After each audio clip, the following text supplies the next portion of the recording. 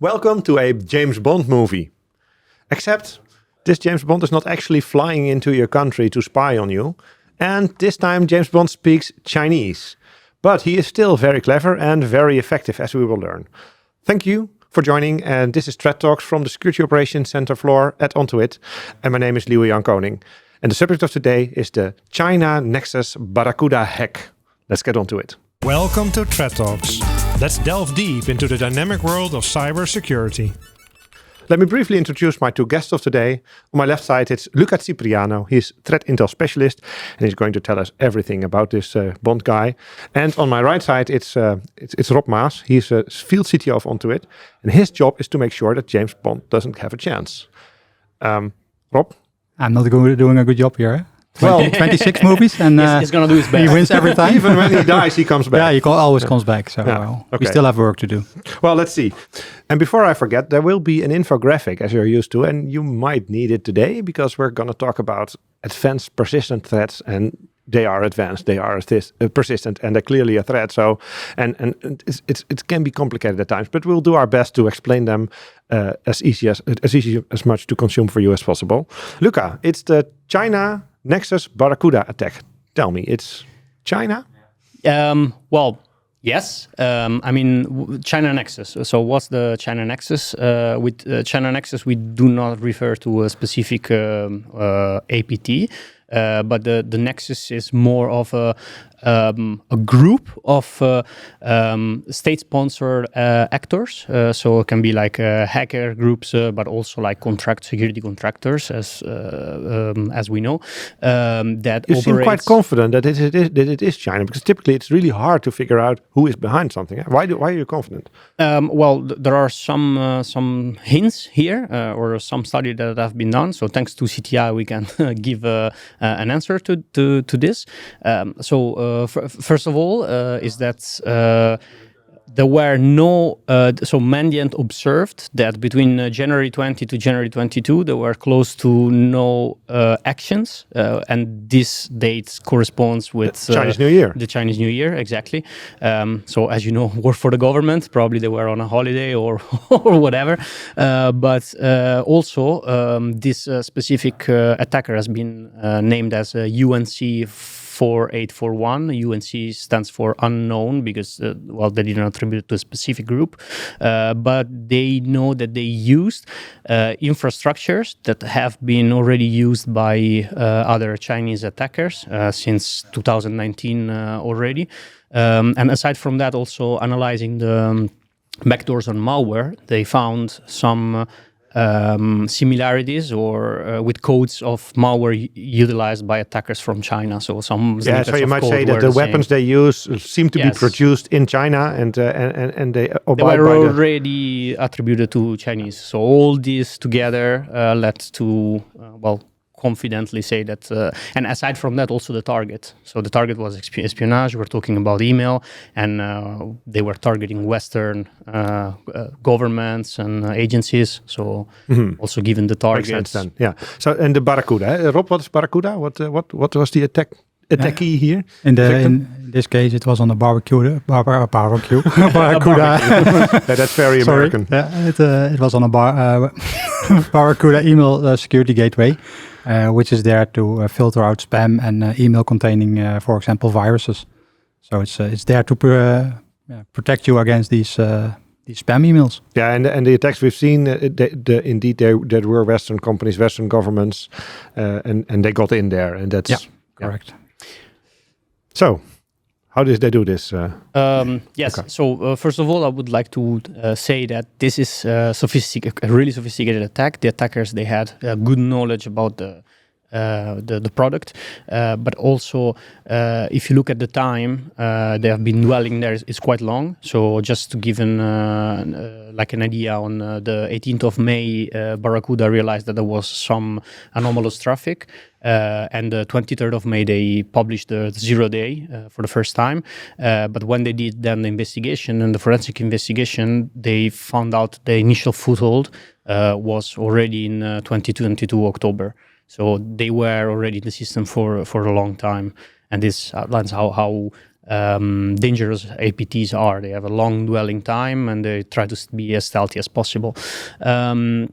This specific attack, targets a 0-day in the Barracuda ESG appliance, which is a common injection vulnerability.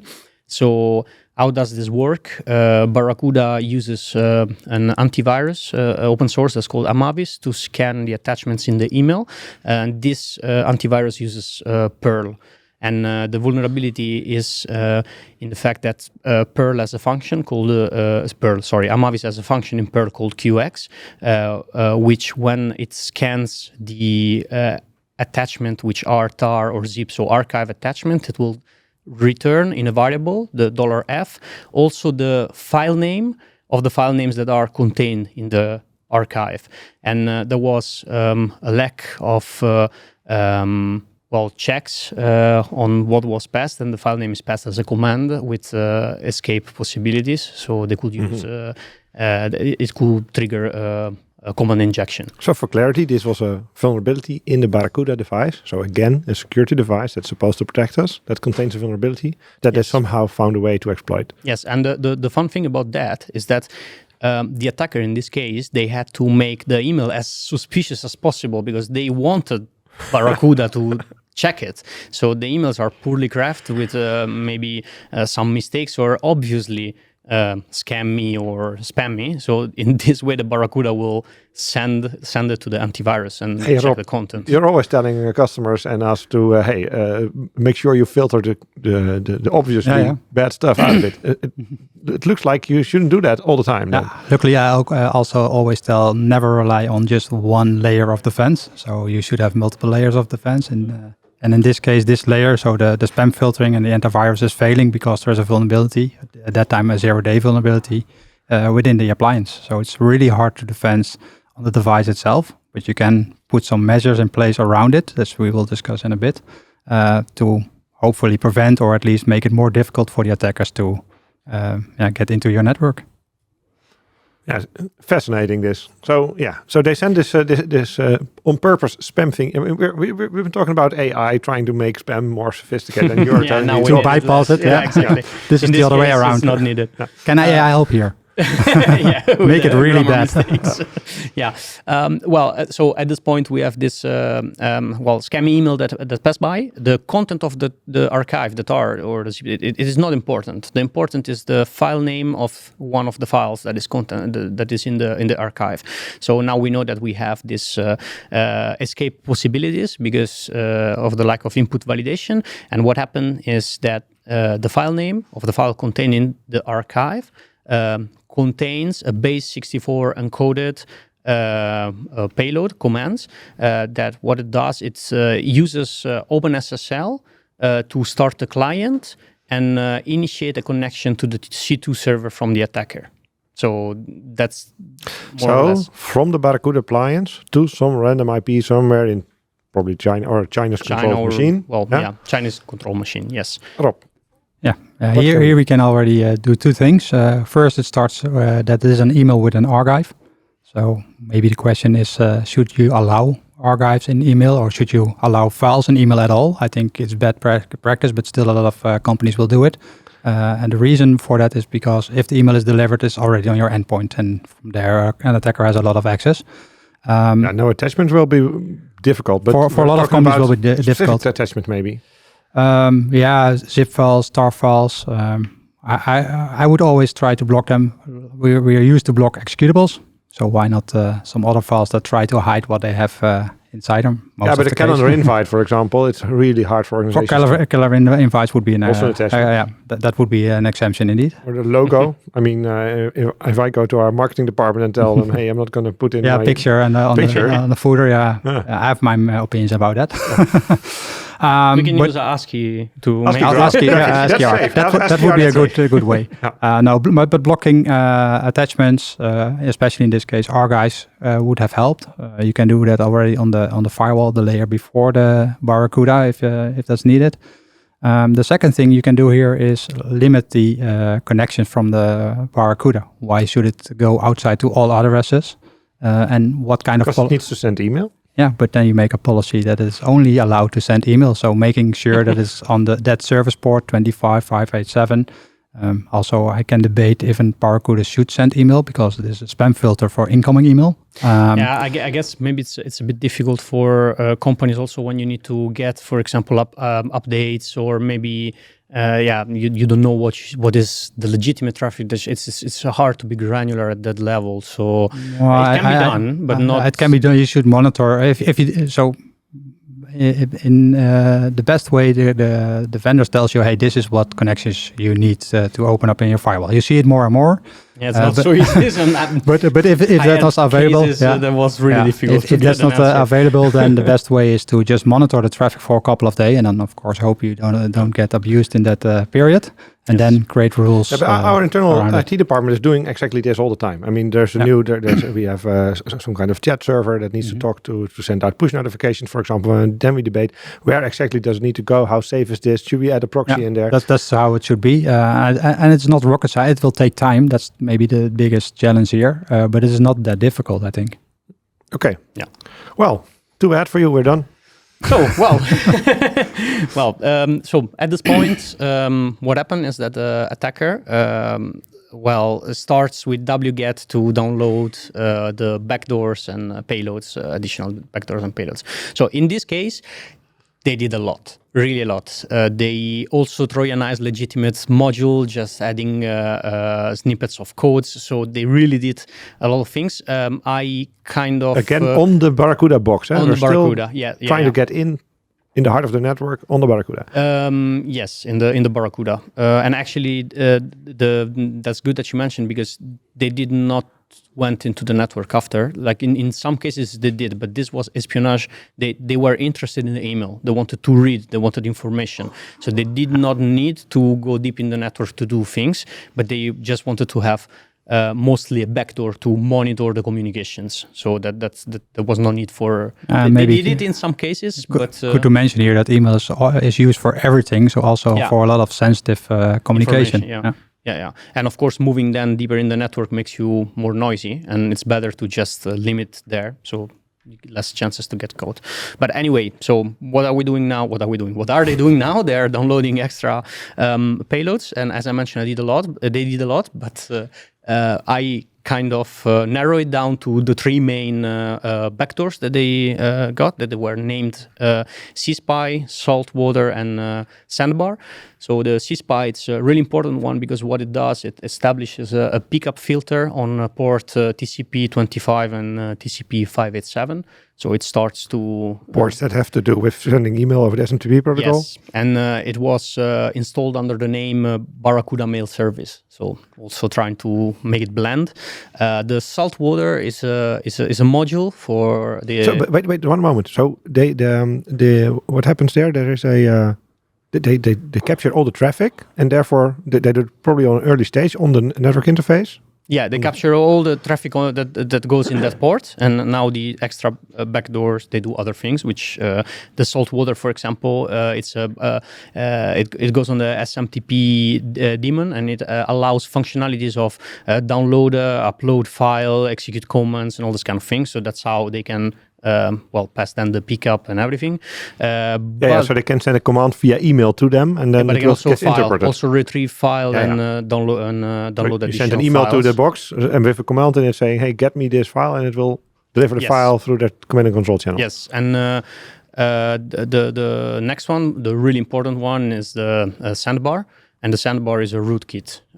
So the rootkits are extremely bad. They're the most dangerous because they are really at the kernel level, so they're at the lowest level, and they can do basically everything on the machine. When there's a rootkit, the rootkit usually survives also reboots. It's there.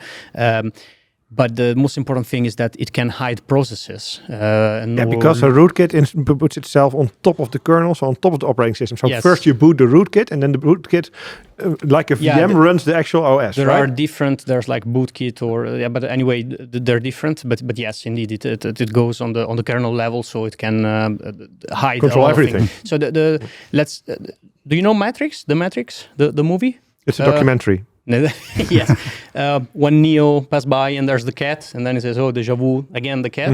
That's basically the rootkit. It changes something in the matrix, but you don't know anymore what has changed. You can't rely on what your tools anymore. So if you do PS to list the processes that are running, it's off. Yeah, it's not reliable because now that one is your new normal. So how maybe a little bit of sidestep, but if you do threat hunting, how do you? That's the figure most. It out? It's really difficult. It's extremely difficult. You need to do like a really in-depth forensic analysis to understand, and the more sophisticated, the more difficult it is to check it. And here we reach the point where Barracuda said, due to all these problems, it's too complex, so we need to issue an RMA because you can't remediate it. It's too much in depth into your device. It's too sophisticated. So they said, okay, RMA is like change your device. We're going to ship you a new return one. material. Yeah. Yes. And you do this when your hard drive is broken, for example. Ship it back and you'll get a new one. Yes. So what happened is, so Rob, you get a new device. What's the first thing you're going to do when you get a new device? I put back my backup so I can quickly be back up and running. Yeah, got you. Don't you think that they know that? So that's funny because this is what happens. You find that funny? They got the new. No, it's not funny. But they got the new device, and then of course Rob puts the backup, and at a certain point, exploit starts again. So hey, what happened? The new 0 day, something. What's happening? Well, they missed a passive backdoor, which was implanted in the MySQL database.